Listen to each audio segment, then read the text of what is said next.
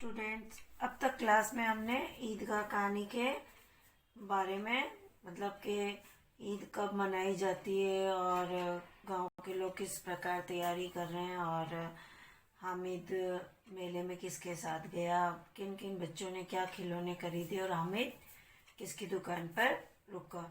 अब देखिए, अभी तक हमने ये पढ़ लिया। अब देखिए आगे।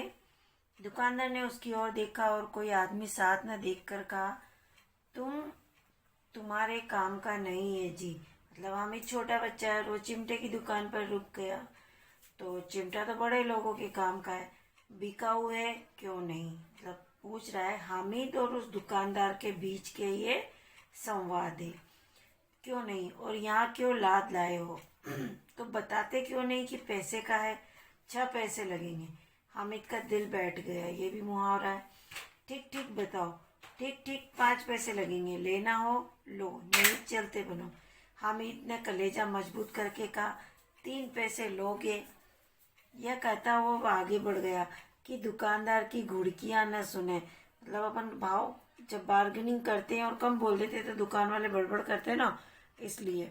लेकिन दुकानदार ने घुड़कियां नहीं दी, बुलाकर चिमटा दे दिया। हामिद ने उसे इस तरह कंधे पर रखा मानो बंदूक है और शान से अकड़ता हुआ संगियों के पास आया, मतलब उसके सारे दोस्तों के पास। जरा सुने सबके सब क्या क्या आलोचनाएं करते हैं। मोहसिन ने हंसकर कहा, यह चिमटा क्यों लाया पगले, इसे क्या करेगा। हामिद ने चिमटे को जमीन पर पटक कर कहा, जरा अपना भिश्ती जमीन पर गिरा दो, सारी पसलियां चूर चूर हो जाए बच्चों की। महमूद बोला, तो यह चिमटा कोई खिलौना है। हामिद, खिलौना क्यों नहीं है, अभी कंधे पर रखा बंदूक हो गई, हाथ में ले लिया फकीरों का चिमटा हो गया।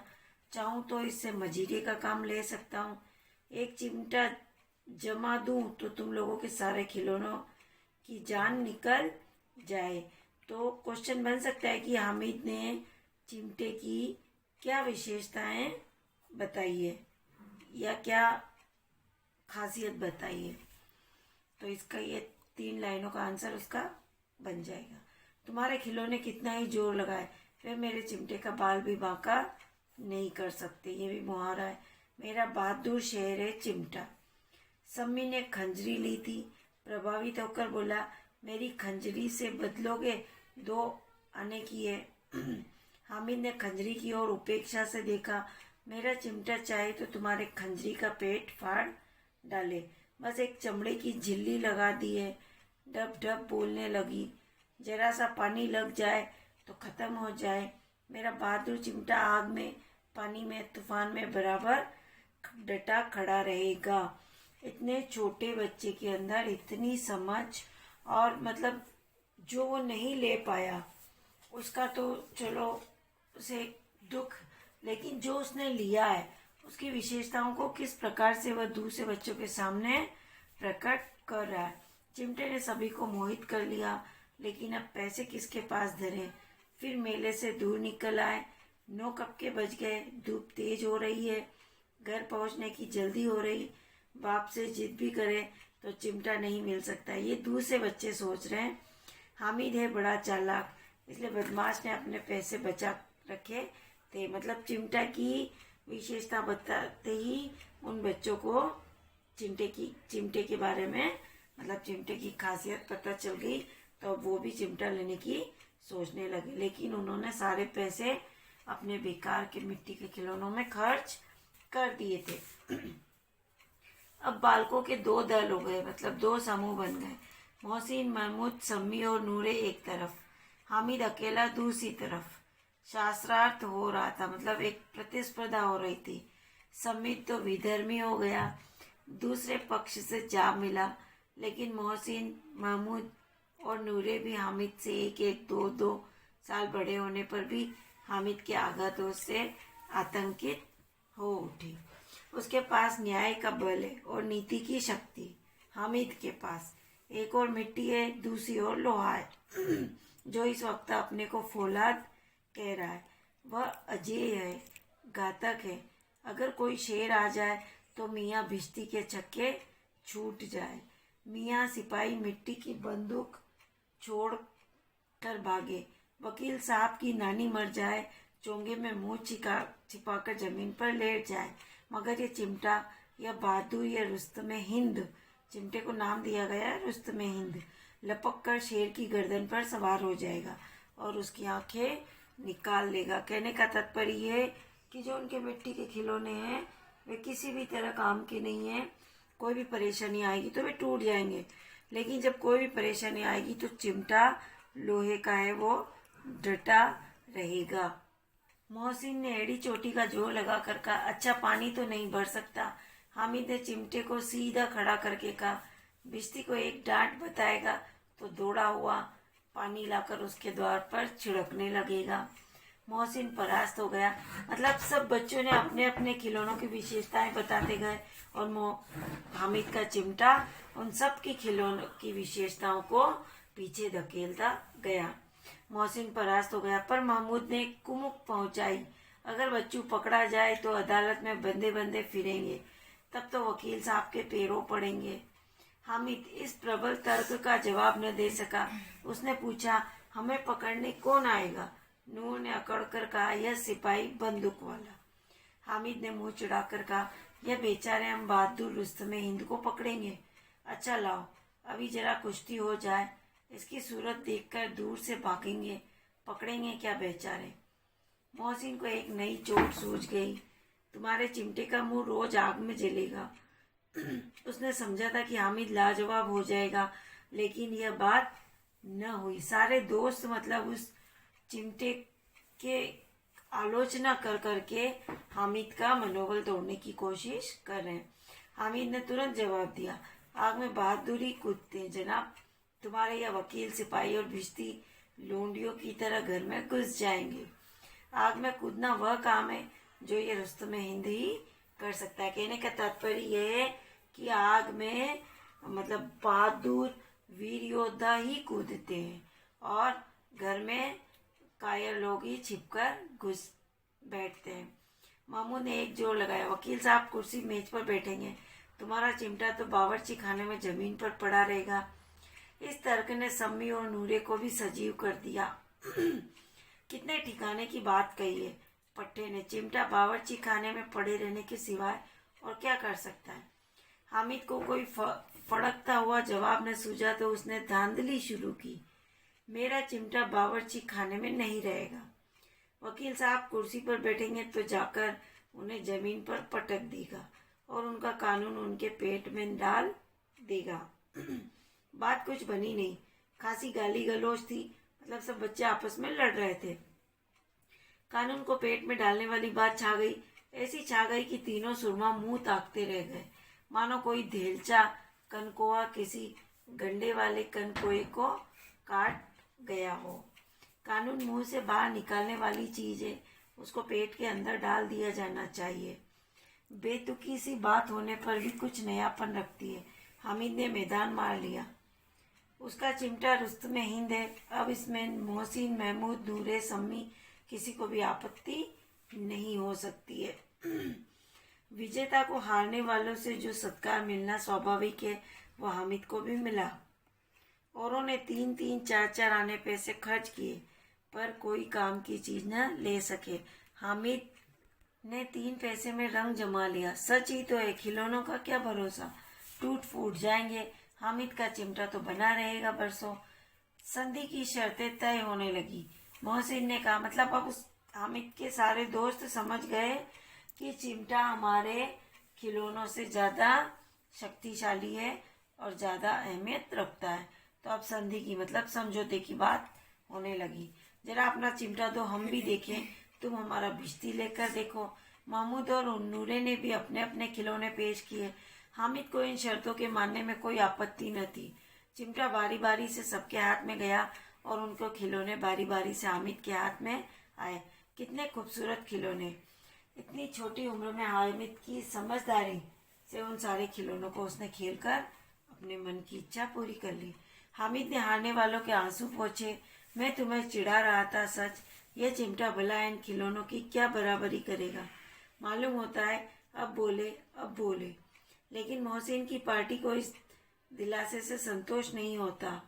चिमटे का सिक्का खूब बैठ गया। चिपका हुआ टिकट अब पानी से नहीं छूट रहा है। मतलब उस चिमटे की जो विशेषता उन दूसरे बच्चों के हृदय पर छाप छोड़ गई है, वह अब हामिद के कहने पर भी नहीं मिट रही है। मोहसिन, लेकिन इन खिलौनों के लिए कोई हमें दुआ तो न देगा? महमूद, दुआ को लिए फिरते हो, उल्टे मार न पड़े। अम्मा जरूर कहेगी कि मेले में यही मिट्टी के खिलौने तुम्हें मिले। हामिद को स्वीकार करना पड़ा कि खिलौनों को देखकर किसी की माँ इतनी खुश न होगी जितनी दादी चिमटे को देखकर होगी। 3 पैसों ही में तो उसे सब कुछ करना था और उन पैसों के इस उपयोग पर पछतावे की बिल्कुल जरूरत न थी। फिर अब तो चिमटा रस्तों में हिंद है और सभी खिलौनों का बादशाह। रास्ते में महमूद को भूख लगी। उसने बाप ने केले खाने को दिए। महमूद ने केवल हामिद को साजी बनाया। उसके अन्य मित्र मुंह ताकते रह गए। यह उस सब चिमटे का प्रसाद था। 11 बजे गांव में हलचल मच गई। मेले वाले आ गए। मोहसिन की छोटी बहन ने दौड़कर भिश्ती उसके हाथ से छीन लिया और मारे खुशी के जो उछली तो मियाँ भिश्ती नीचे आ रहे और सुल्लोक सिधार गए। मतलब वो खिलौना उसके हाथ से गिर गया और टूट गया। इस पर भाई बहन में मारपीट हुई। दोनों खूब रोए। उनकी अम्मा यह शोर सुनकर बिगड़ी और दोनों को ऊपर से 2-2 चांटे और लगाए। मियाँ नूरे के वकील का अंत उनके प्रतिष्ठानुकूल इससे ज्यादा गौरवमय हुआ। मतलब वकील भी, उसका भी अंत हुआ। वकील जमीन पर या ताक पर तो नहीं बैठ सकता, उसकी मर्यादा का विचार तो रखना ही होगा। दीवार में 2 खूंटियां गाड़ी गई, उन पर लकड़ी का एक पटरा रखा गया। पटरे पर कागज का कालीन बिछाया गया। वकील साहब राजा भोज की भांति सिंहासन पर बिराजे। नूरे ने उन्हें पंखा झलना शुरू किया। अदालतों में खस की टट्टियां और बिजली के पंखे रहते, क्या यहाँ मामूली पंखा भी न हो? कानून की गर्मी दिमाग पर चढ़ जाएगी कि नहीं? बॉस का पंखा आया और नूरे हवा करने लगे। मालूम नहीं पंखे की हवा से या पंखे की चोट से वकील साहब स्वर्गलोक से मृत्युलोक में आ रहे। मतलब मियाँ नूरे ने उन मिट्टी के वकील साहब को पंखा किया तो वो हिल गया, या पंखे की पंखुड़ी उसकी अड़ गई तो वो नीचे गिर गया और टूट गया और उनका माटी का चोला माटी में मिल गया। फिर बड़े जोर शोर से मातम हुआ और वकील साहब की अस्थि घूरे पर डाल दी गई। क्वेश्चन बनता है यहाँ पे, नूरे के द्वारा खरीदे गए खिलौने का वर्णन कीजिए। अब रहा महमूद का सिपाही। उसे चटपट गांव का पहरा देने का चार्ज मिल गया। लेकिन पुलिस का सिपाही कोई साधारण व्यक्ति तो था नहीं जो अपने पैरों चले। वह पालकी पर चलेगा। एक टोकरी आई, उसमें कुछ लाल रंग के फटे पुराने चीथड़े बिछाए गए जिसमें सिपाही साहब आराम से लेटे। नूरे ने यह टोकरी उठाई और अपने द्वार का चक्कर लगाने लगे। उनके दोनों छोटे भाई सिपाही की तरफ से छोने वाले जागते रहो पुकारते चले, मगर रात तो अंधेरी होनी चाहिए। महमूद को ठोकर लग जाती, टोकरी उसके हाथ से छूटकर गिर पड़ती और मियाँ सिपाही अपनी बंदूक के लिए जमीन पर आ जाते। मतलब ठोकर लगने से वो भी गिर गया मियाँ और सिपाही नीचे गिर गए टोकरी में से और टूट गया। मतलब महमूद का खिलौना सिपाही भी टूट गया और उनकी एक टांग में विकार आ जाता है। महमूद को आज ज्ञात हुआ कि वह अच्छा डॉक्टर है। उसको ऐसा मरहम मिल गया जिसे वह टूटी टांग को आनन फानन जोड़ सकता है। केवल गूलर का दूध चाहिए। गूलर को दूध आता है, टांग जोड़ दी जाती है, लेकिन सिपाही को जो ही खड़ा किया जाता है टांग जवाब दे जाती है। शल्य क्रिया असफल हुई, तब उसकी दूसरी टांग भी तोड़ दी जाती है। अब कम से कम एक जगह आराम से बैठ सकता है। एक टांग से तो न चल सकता है न बैठ सकता है। अब यह सिपाही सन्यासी हो गया, अपनी जगह पर बैठा बैठा पहरा देता है। कभी कभी देवता भी बन जाता है। उसके सिर का झालरदार साफा खुरस दिया गया। अब उसका जितना रूपांतर चाहो कर सकते हो। कभी कभी तो उससे बाट का काम भी लिया जाता है। अब मियाँ हामिद का हाल सुनिए। अभी तक के जो बच्चे खिलौने लाए उनके खिलौनों का जो हाल हुआ ये अभी तक हम पढ़ चुके हैं। अब आती है हामिद के चिमटे की बारी। अमीना उसकी आवाज सुनते ही दौड़ी और उसे गोद में उठाकर प्यार करने लगी। सहसा उसके हाथ में चिमटा देखकर वह चौंकी। यह चिमटा कहाँ था? मैंने मोल लिया है, मतलब खरीदा है। के पैसे में? 3 पैसे में। अमीना ने छाती पीट ली। ये भी मुहावरा है। यह कैसा बेसमझ लड़का है कि दोपहर हुआ कुछ खाया न पिया, लाया क्या चिमटा। सारे मेले में तुझे और कोई चीज न मिली जो ये लोहे का चिमटा उठा लाया। हामिद ने अपराधी भाव से कहा, तुम्हारी उंगलियां तवे से जल जाती थी इसलिए मैंने उसे लिया। बुढ़िया का क्रोध तुरंत स्नेह में बदल गया, और स्नेह भी वह नहीं जो प्रगल्भ होता है, प्रगल्भ यानी वाचाल, और अपनी सारी कसक शब्दों में बिखेर देता है। यह मूक स्नेह था, खूब ठोस रस और स्वाद से भरा हुआ। बच्चे में कितना त्याग, कितना सद्भाव और कितना विवेक। दूसरों को खिलौने लेते और खाते देखकर इसका मन कितना ललचाया होगा। इतना जब्त इससे हुआ कैसे? वहां भी उसे अपनी बुढ़िया दादी की याद बनी रही। अमीना का मन गदगद हो गया। यहाँ पर क्वेश्चन बनता है कि हामिद के हाथ में चिमटा देखकर अमीना की मनस्थिति का वर्णन कीजिए। मतलब ये कि बुढ़िया अमीना को पहले तो हामिद पर क्रोध आया, फिर हामिद की बात सुनकर वह तुरंत ही स्नेह में बदल गया। उस समय अमीना ने अपना स्नेह बोलकर शब्दों द्वारा व्यक्त नहीं किया। यदि बोलकर स्नेह दर्शाती तो क्रोध आने के कारण और कष्ट को व्यक्त कर देती। वह बिना बोले ही हामिद पर प्यार कर रही थी। उसके हृदय में कम स्नेह नहीं था, उस स्नेह में गहराई थी। वह प्यार करने का रस अनुभव से पूर्ण था। उस समय अमीना सोचने लगी, इस छोटे बच्चे ने अपनी इच्छाओं का दमन करके कितना त्याग, सद्भाव और कितना विवेक दिखाया है। जब इसके साथी खिलौने ले रहे थे, मिठाइयाँ खा रहे थे, तब उन्हें देखकर यह भी ललचाया होगा, परंतु अपने मन को नियंत्रण कर और लालच को दबाकर मेरी चिंता करके चिमटा खरीद लाया। उस समय भी उस अपनी बूढ़ी दादी के कष्टों का ख्याल रहा। इसका यह कार्य अत्यंत प्रशंसनीय है। इसकी त्याग भावना, सद्भावना और विवेक पूर्णतया अनुपम है। मतलब वो ये समझाना चाह रही है। और अब एक बड़ी विचित्र बात हुई। हामिद के इस चिमटे से भी विचित्र। बच्चे हामिद ने बूढ़े हामिद का पार्ट खेला था। बुढ़िया अमीना बालिका अमीना बन गई। वह रोने लगी, दामन फैलाकर हामिद को दुआएं देती जाती थी और आंसू की बड़ी बड़ी बूंदें गिराती जाती थी। हामिद इसका रहस्य क्या समझता? कहने का मतलब कि एक बालक द्वारा बड़े बूढ़ों की तरह विवेकपूर्ण कार्य करना विचित्र बात मानी जाती है। ईदगाह से हामिद द्वारा खिलौने या मिठाई न खरीदकर चिमटा खरीद लाना भी बाल स्वभाव के विपरीत होने से विचित्र था। परंतु जब बूढ़ी अमीना ने सोचा कि घर के सदस्यों की इस प्रकार की चिंता बड़े बूढ़े किया करते हैं, तो यहाँ तो बालक ने अपनी बूढ़ी दादी की चिंता की। बालक हामिद ने बूढ़े अनुभवी घर की चिंता करने वाले व्यक्ति का आचरण किया। अमीना बालिका इसलिए बन गई कि पहले चिमटा देखकर उसे हामिद बेसमझ लगा। दूसरे हामिद द्वारा उसकी इस प्रकार चिंता की गई जिस प्रकार बड़े द्वारा बच्चे की चिंता की जाती है। हामिद के स्नेह एवं त्याग को देखकर अमीना को दुख हुआ। फलतः उसकी आंखों में आंसू आ गए। बालक हामिद को अपने प्रति अपार स्नेह रखने वाला समझकर वह आंचल फैलाकर दुआएं देने लगी और साथ ही आंसू बहाने लगी कि इस तरह दुख प्रकट करने के साथ दुआएं देने के कार्य को हामिद नहीं समझ सका। अमीना की भावना का ऐसा उलटफेर बालक हामिद के लिए रहस्य बना रहा। प्राय बालक ऐसे रहस्य को नहीं समझ पाते हैं। प्रेमचंद के पहले कहानी संग्रह का नाम सोजे वतन। दुकानदार ने हामिद को पहली बार चिमटे की कीमत बताई 6 पैसे। ये सारे क्वेश्चन आंसर्स आपको कॉपी में करने, वस्तुनिष्ठ नहीं करने। अब अति लघु देखिए। हामिद की दादी का नाम अमीना, या आप बुक में कर सकते हैं शॉर्ट। हामिद ने चिमटा कितने पैसे का खरीदा? तो 3 पैसे का, ये आप बुक में ही कर सकते हैं। महमूद ने कौन सा खिलौना खरीदा? महमूद ने सिपाही का खिलौना खरीदा। ईद किस महीने में आती है? ईद रमजान के महीने में आती है। ईदगाह किस लेखक की रचना है?